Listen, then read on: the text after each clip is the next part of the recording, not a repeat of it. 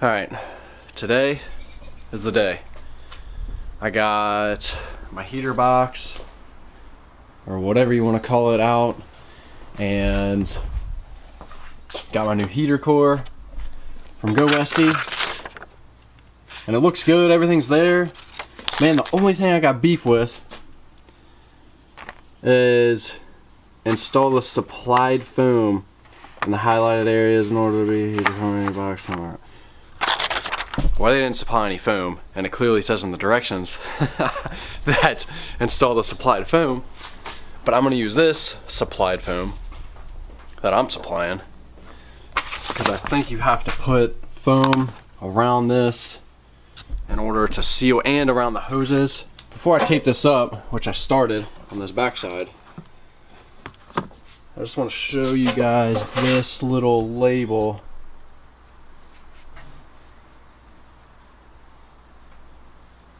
For some vehicle heaters made in the UK, warranty photo label removed, and their number. So FVHL. I guess that's who Go Westy is getting this from, and probably reselling it for a lot more. Yeah, so that's it. Alright, so on YouTube, BW Vanaken stock heater service, Go Westy has a video, and that's the one to watch, not this one. So I got foam both sides of this, both here. I wrapped a bunch around the inlet outlet, around the perimeter. I also got it on this. Actually, I'll pull this out. I just went around the side that seals against the, and I'm hoping that foam isn't too thick, because it's kind of, that's not in focus, it's kind of I don't know, hopefully that stuff seals and doesn't like hold it up too much, but I think it'll be okay. This is how I fastened this box together. That light is killing it. There you go.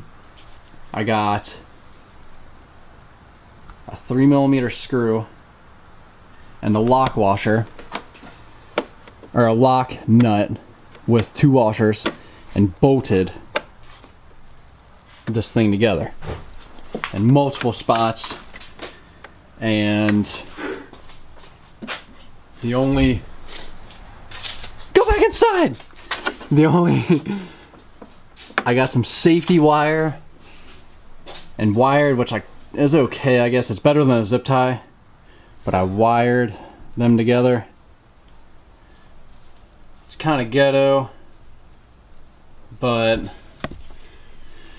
it works. This half is really good. This down, because I got bolts. I got bolts all the way right there, and then this is screwed right here, right there, and then the screws continue. So this whole like half is good. It's secure. This half is a little sketchy because them and them are wired, but the wires are gonna hold forever. They're stainless steel, and they're not gonna corrode and get nasty and break like a zip tie would. And I know that they're together because when I squeeze this, it doesn't move. Like this doesn't get free. This doesn't let it, you know.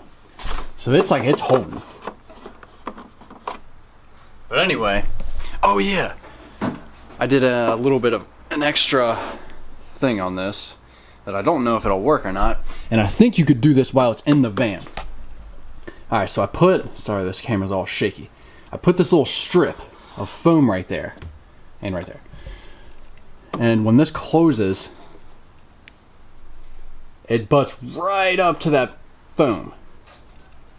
I think that, because it almost didn't look like it was sealing down here with that, I don't know, because this bottom half is this piece and the top is the opposite, like at the top is the, and it joins right there, and I don't know if it was sealing good So I'll just put them right in the way. So hopefully that'll create, if it doesn't seal all the way, creates a little bit more resistance, because the air has to come down and then go up and around, and it'll just seal it better because it's easier to escape out of the open port. So yeah, this thing is ready to go back in. So, oh yeah, and I moved my resistor, and I gotta rewire these to go to the blower motor, but that shouldn't be a big deal because my wiring to the blower motor is super long. So this is gonna look super nice with the dash on, because you can kind of see. Oh man, that's sweet.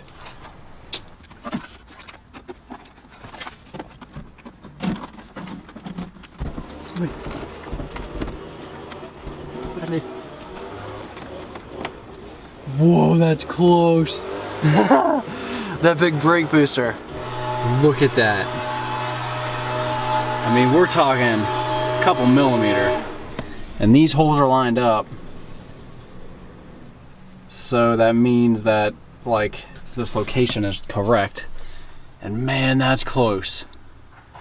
But it fits, so that's all that matters. So this piece broke. You can clearly see. You just get a piece of steel, aluminum, whatever you got, this is stainless, drilled a hole. This nut is taller, so when you tighten this down, this doesn't move, and it pushes down back here. And it's like a clamp. And this bracket I have there for this, which is my OBD2 reader, and I put a nut in the top of that, and it's threaded, and it holds this out. But regardless, yours will probably look like this one. And there's the nut, and there's the bolt down there. So that's most likely what it's gonna look like.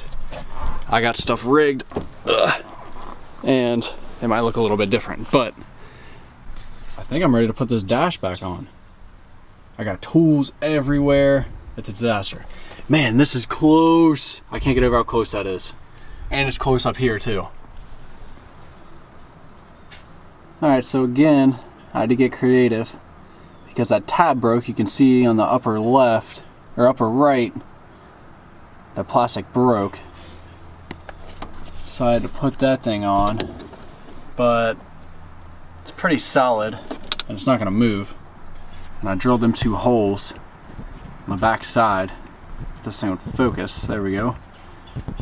2 holes on the back side, wrap it around the housing, and it seals. So sometimes you just gotta like be, I don't know, creative with broken old plastic. Alright, so I got them hooked up, got my lines all hooked up to the switches, and I'm gonna hook this battery up, the negative battery terminal. I got it charging. It's doing pretty good.